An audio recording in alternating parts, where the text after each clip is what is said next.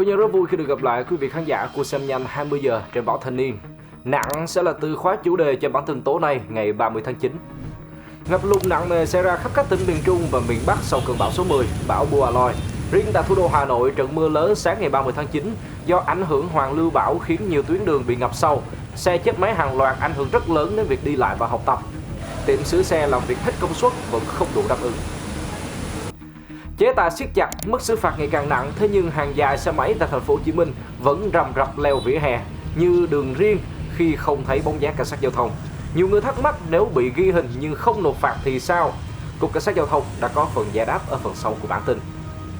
Trong khi đó tại quốc tế, sau thời gian bị tàn phá nặng nề, một tia hy vọng hòa bình đã bắt đầu le lói với giải đất Gaza khi Tổng thống Mỹ Donald Trump mới đây tuyên bố Israel đã đồng ý ủng hộ thỏa thuận ngừng bắn do Mỹ bảo trợ, bao gồm việc giải phóng các con tin bị Hamas giam giữ.